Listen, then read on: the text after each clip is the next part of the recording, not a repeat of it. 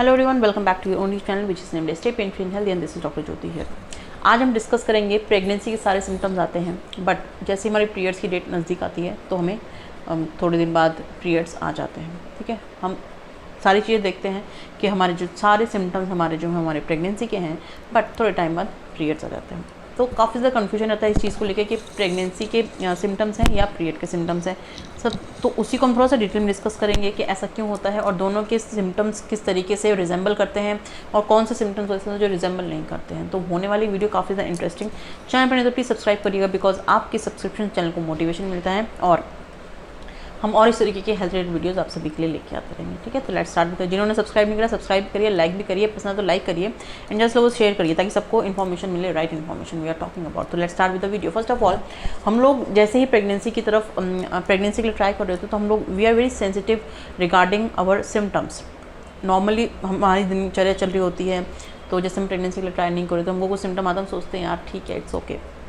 जैसे अगर कभी ब्रेस्ट टेंडरनेस हो रही है तो हम सोचेंगे यार ओव्यूलेशन के बाद हो रहा है, या हमको कुछ भी इस तरीके के सिम्टम्स, जैसे हमें हैवीनेस लग रहा होगा पेट में, स्टमक में, तो हम सोचेंगे यार ठीक है गैस हो गई होगी, हमने कुछ इस तरीके से खा लिया। बट जब हम प्रेगनेंसी के लिए ट्राई करते हैं ना, तो we are very sensitive regarding our symptoms which is occurring in our body. जैसे कि ब्रेस्ट टेंडरनेस हो गया, ब्रेस्ट हैवी हो गए, एकदम एंग्जाइटी लगने, मसल में पेन होने लग गया, बॉडी में पेन होने लग गया, वीकनेस लगने लगी, जी मत लाना, जी घबराना, नॉजिया, वॉमिटिंग। तो ये जो सारे सिम्टम्स हैं ना, जब हम प्रेगनेंसी के लिए ट्राई कर रहे थे तो we are very sensitive about the symptoms, जैसे मैंने पहले भी कहा।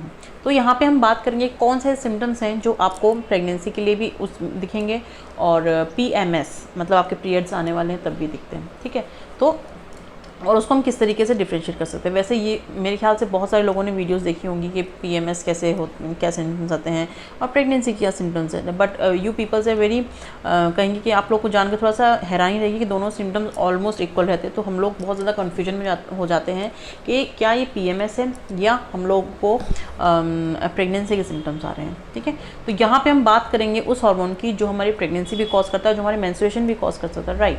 तो वैसे तो हार्मोन्स बहुत होते हैं, बट जो हमारा मेन हार्मोन होता है प्रेगनेंसी के लिए, that which is called as progesterone.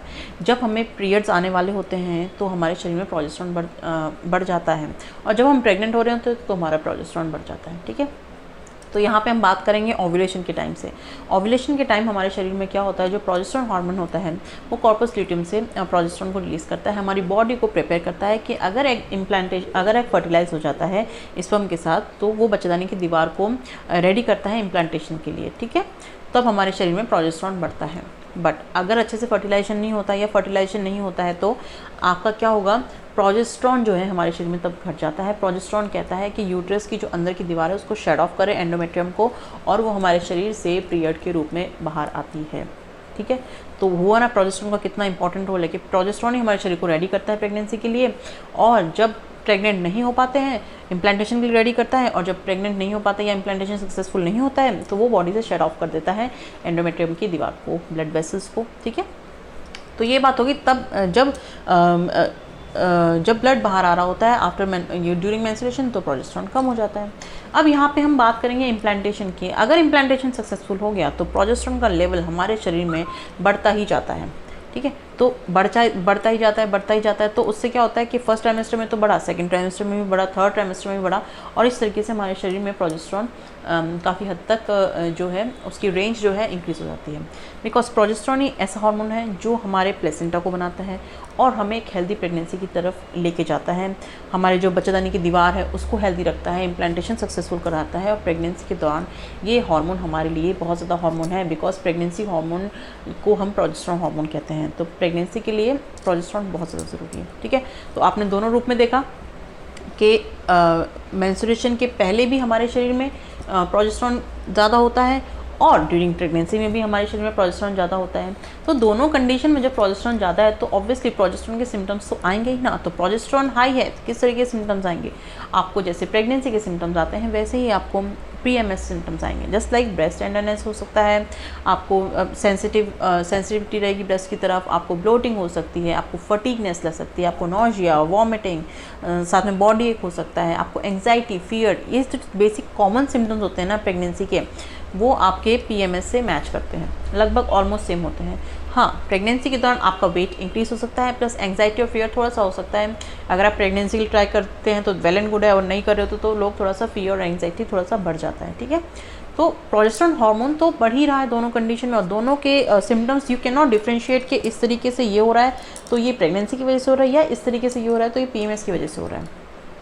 तो बेसिक डिफरेंस क्या होता है दोनों के बीच में डिफरेंस करने से कि ये PMS है या ये प्रेगनेंसी के सिम्टम्स है। उसके लिए आँख बंद करके आपको सिर्फ इस चीज़ पे विश्वास करना है कि आपको इम्प्लांटेशन ब्लीडिंग है जो इंडिकेट करती है कि आप प्रेग्नेंट हैं, ठीक है।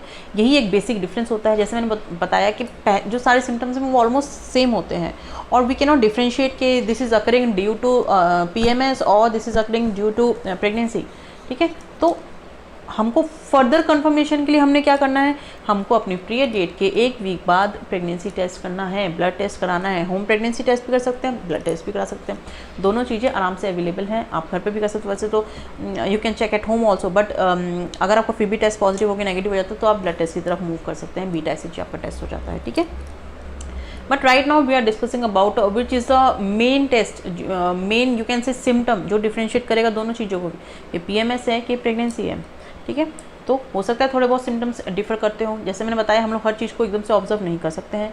तो बेसिकली जो कॉमन सिम्टम होता है जो डिफ्रेंशिएट करेगा आपकी प्रेगनेंसी है या PMS है, वो होता है आपका इम्प्लांटेशन ब्लीडिंग, जो आपकी पीरियड डेट से 1 हफ्ते पहले होता है, ठीक है। इम्प्लांटेशन ब्लीडिंग जैसे मैंने बात करी हर एक महिला को नहीं होता है, कभी कभी महिलाओं को तो कोई सिम्टम ही नहीं आता है और वो प्रेग्नेंट होती हैं, और जब टेस्ट कराते हैं तो लगता है कि हाँ 2 महीने प्रेग्नेंट है, कोई सिम्टम नहीं आ रहा, सब कुछ ठीक चल रहा है, और पीरियड हो सकता है इरेगुलर हो तो हम लोग और अच्छे से पता नहीं लगा पाते कि हम प्रेग्नेंट है कि नहीं है, कोई सिम्टम नहीं आता। कभी कभी तो सिम्टमलेस रहती है प्रेगनेंसी, और किसी किसी में ओवर ही सिम्टम आते हैं, बहुत ज़्यादा ही सिम्टम आते हैं। तो ये हर एक इंडिविजुअल में वेरी करता है, यू कैन नॉट से कि इसको ऐसे हुआ तो मेरे को भी ऐसे होगा।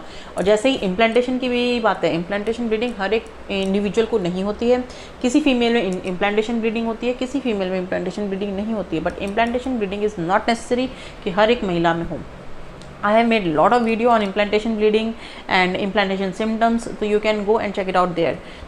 बट एक छोटा सा नोट हम डिस्कस कर लेते हैं। जो इम्प्लांटेशन ब्लीडिंग होती है मात्र 2-3 दिन के लिए होती है, मात्र 2-3 दिन, और वो भी बहुत ही कम यू कैन से फ्रिक्वेंसी से होती है। जो हमारी मेंस्ट्रुएशन की ब्लीडिंग होती है हैवी होती है, हो सकता है 3 से 4 दिन तक रहती है, बट हैवी अमाउंट में होती है। इम्प्लांटेशन ब्लीडिंग बहुत ही कम होती है, पिंक कलर की होती है, इसमें आपको ज़्यादा पैड सोक्स नहीं होते हैं, ठीक है। इस तरीके से आप डिफ्रेंशिएट कर सकते हैं।